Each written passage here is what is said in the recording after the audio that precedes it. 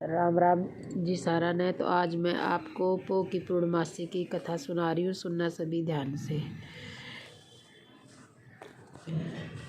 पौष पूर्णिमा व्रत कथा इस प्रकार है।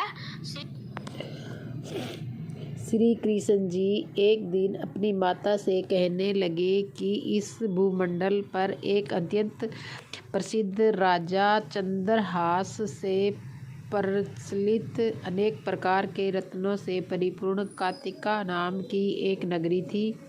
वहाँ पर धनवेश्वर नाम का एक ब्राह्मण था और उसकी स्त्री अति सुशीलता और रूपवती थी। दोनों ही उस नगरी में बड़े प्रेम के साथ रहते थे। घर में धन दाने आदि की कमी नहीं थी। उनको एक बड़ा यह दुख था कि उनका कोई संतान नहीं थी। इस दुख से वह अत्यंत दुखी रहते थे। एक समय एक बड़ा तपस्वी योगी उस नगरी में आया। वह योगी उस ब्राह्मण के घर को छोड़कर अन्य सब घरों में भिक्षा लाकर भोजन किया करता था। रूपवती से यह भिक्षा नहीं लिया करता था। उस योगी ने एक दिन रूपवती से भिक्षा न लेकर किसी अन्य घर से भिक्षा लेकर गंगा किनारे जाकर भिक्षान को प्रेम पूर्वक खा रहा था कि धनवेश्वर ने योगी का यह सब कार्य किसी प्रकार से देख लिया। अपनी भिक्षा के अनादर से दुखी होकर धनवेश्वर योगी से बोला, महात्मा, आप सब घरों से भिक्षा लेते हैं परंतु मेरे घर की भिक्षा कभी भी नहीं लेते, इसका क्या कारण है? योगी ने कहा कि निसंतान के घर की भिक्षा पतितों के अन्न के तुल्य होती है और जो पतितों का अन्न खाता है वह भी पतित हो जाता है। चूँकि तुम निसंतान हो अतः पतित हो जाने के भय से मैं तुम्हारे घर की भिक्षा नहीं लेता। धनेश्वर यह बात सुनकर अपने मन में बहुत दुखी हुआ और हाथ जोड़कर योगी के पैरों पर गिर पड़ा और आर्तभाव से कहने लगा, हे महाराज, यदि ऐसा है तो आप मुझको पुत्र प्राप्ति का उपयोग बताइए। आप सर्वज्ञ है, मुझ पर आवश्यक ही कृपा कीजिए।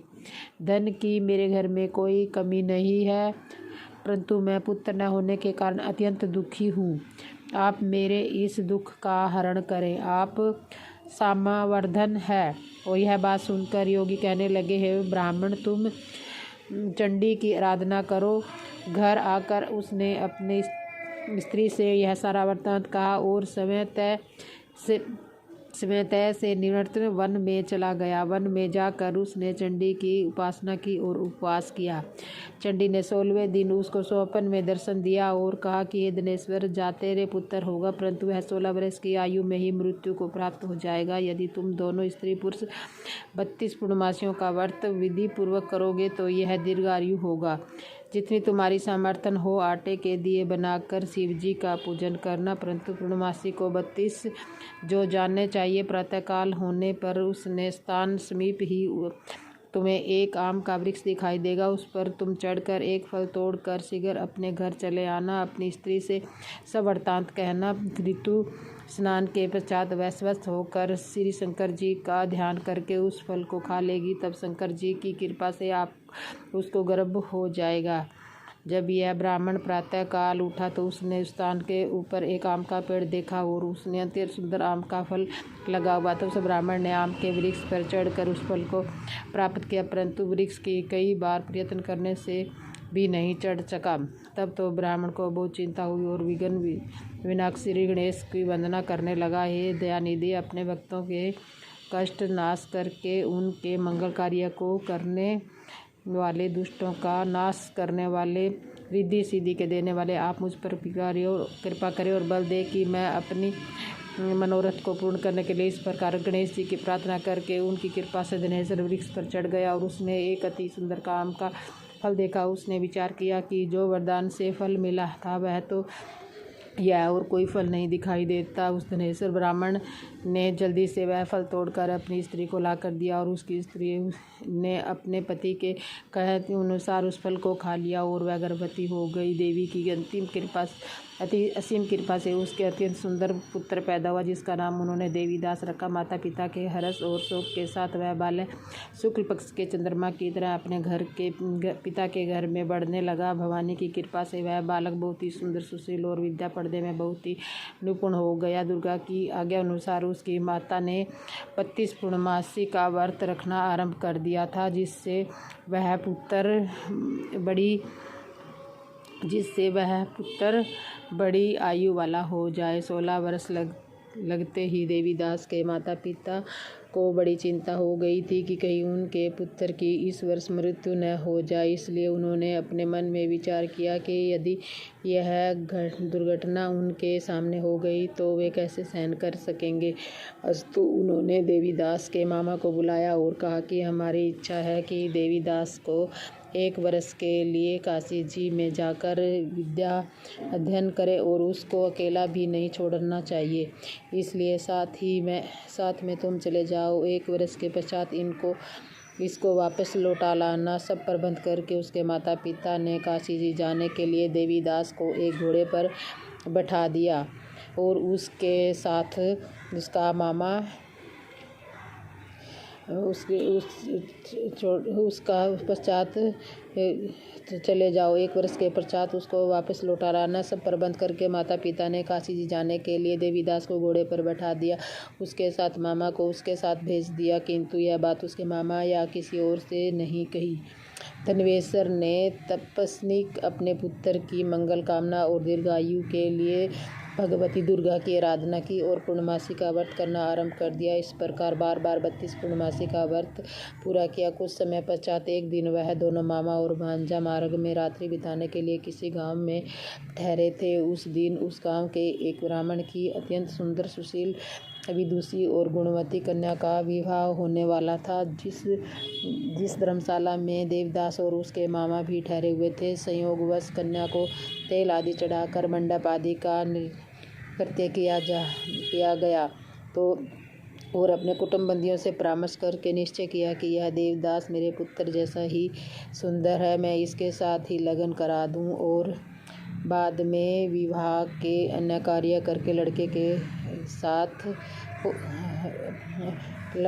अन्य कार्य मेरे लड़के के साथ हो जाए। ऐसा सोचकर देवीदास के मामा से जाकर पूछा कि तुम थोड़ी देर के लिए अपने भांजे को दे दो, जिससे विवाह के लगन में कुछ करते हुए सुचारू रूप से हो सके। तब उसका मामा कहने लगा कि जो भी समर्थन आदि कन्यादान के समय वर को मिले वह सब हमें दे दिया जाए तो मेरा भांजा इस बारात का दूल्हा बन जाएगा। यह बात वर के पिता ने स्वीकार कर लेने पर उसने अपना भांजा वर बनाने को भेज दिया और उसके साथ सब विवाह कार्य रात्रि में विधि पूर्वक संपन्न हो गया। पत्नी के साथ वह भोजन कर सका और अपने मन में सोचने लगे कि न जाने यह किसी स्त्री होगी। वह एकांत में इसी सोच में गर्म निश्वास छोड़ने लगा तथा उसकी आंखों में आंसू भी आ गए। तब वधू ने पूछा कि क्या बात है, आप इतने उदासीन व दुखी क्यों हो रहे हो। तब उसने सब बातें बता दी। वर के पिता और उसके मामा में हुई थी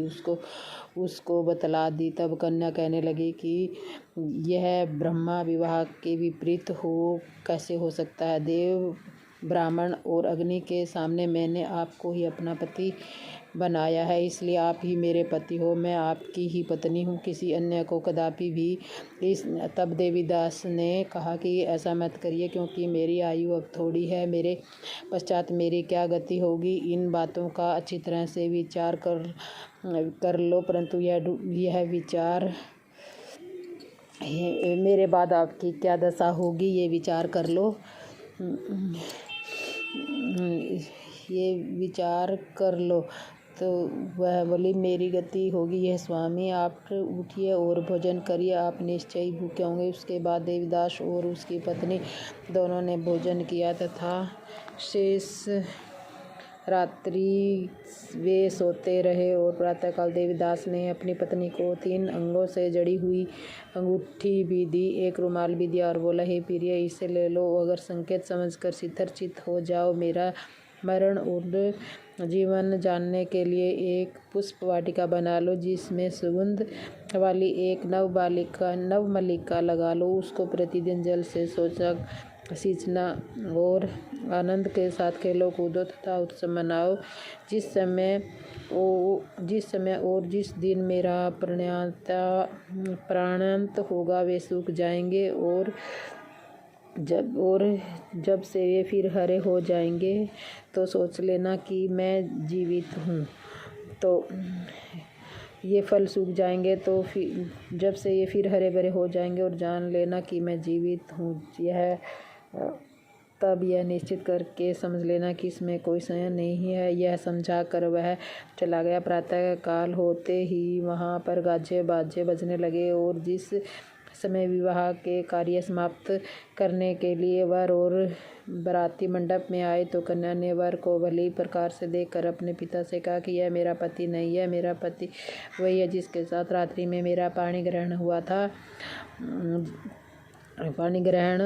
था, इसके साथ मेरा विवाह नहीं हुआ है। यदि यह वही है तो बताए कि मैंने इसको क्या दिया। मधुपूर्वक और कन्यादान के समय जो मैंने भूषण आदि दिए थे उन्हें बताएं तथा रात में मैंने क्या गुप्त बातें कही थी वह सब सुनाए। पिता ने उसके कथन अनुसार वर को बुलाया। कन्या की यह सब बातें सुनकर वह कहने लगा कि मैं कुछ नहीं जानता। इसके पश्चात लज्जित होकर वह अपना समूह लेकर चला गया और सारी बारात भी अपमानित होकर वहाँ से लौट गई। भगवान श्री कृष्ण बोले, हे माता, इस प्रकार देवदास काशी विद्यान के लिए चला गया। जब कुछ समय बाद बीत जाने के बाद काल से प्रेरित होकर एक सांप रात्रि के समय उसको डसने के लिए वहाँ आया। उस विषधर के प्रभाव से उसके शयन का स्थान चारों ओर से विष की ज्वाला से विषैला हो गया, परंतु व्रतराज के प्रभाव से उसको काटने न पाया, क्योंकि पहले से ही उसकी माता ने 32 पूर्णमासी का व्रत रखा हुआ था। इसके बाद मध्यम के समय काल पर वहाँ पर आया और उसके शरीर से प्राणों को निकालने का अत्यंत प्रयत्न करने लगा, जिससे वह मूर्छित होकर पृथ्वी पर गिर पड़ा। भगवान की कृपा से उसी समय पार्वती जी के साथ शंकर जी वहाँ से जा रहे थे। उनको मूर्छित दशा में देखकर पार्वती जी ने भगवान शंकर से कहा कि हे राजन, इस बालक की माता ने पहले 32 पूर्णमासी का व्रत किया था, जिसके प्रभाव से ये भगवान आप इसको प्राण दे। भवानी के कहने पर भक्त वत्सल भगवान श्री शिव ने उसको प्राण दान दे दिया। इस व्रत के प्रभाव से काल को भी पीछे हटना पड़ा और देवदास स्वस्थ होकर बैठ गया। उधर उसकी स्त्री उसके काल की परीक्षा किया करती थी। जब उसने देखा कि उस पुष्पवाटिका में पत्र पुष्प कुछ भी नहीं रहा तो उसके अत्यंत आश्चर्य हुआ और जब वैसे ही हरी भरी हो गई तो वह जान गई कि वह जीवित हो गए हैं। यह देखकर वह बहुत प्रसन्न मन से अपने पिता से कहने लगी कि पिताजी, मेरे पति जीवित है, आप उनको ढूंढिए। जब 16वां वर्ष व्यतीत हो गया तो देवदास भी अपने मामा के साथ काशी से चल दिया। इधर उसे ससुर उसको ढूंढने के लिए अपने घर से जाने वाले थे कि वह दोनों मामा भांजा वहाँ पर आ गए। उसको आया देखकर उसका ससुर बड़ी प्रसन्नता के साथ अपने घर में ले आया। उस समय नगर के निवासी भी वहाँ इकट्ठे हो गए और सब ने निश्चय किया कि अवश्य कि इस बालक के साथ इस कन्या का विवाह हुआ था। उस बालक को जब कन्या ने देखा तो पहचान लिया और कहा कि यह तो वही है जो संकेत करके गया था। तत्पश्चात सभी कहने लगे कि भला हुआ जो यह आ गया और सब नगरवासियों ने आनंद बनाया। श्री कृष्ण जी कहने लगे कि इस प्रकार धनेश्वर 32 पूर्णमासियों के प्रभाव से पुत्रवान हो गया और जो भी स्त्रियां इस व्रत को करती है वे जन्म जन्मांतर में वैधव्य का दुख नहीं भोगती और सदा सौभाग्यवती रहती है।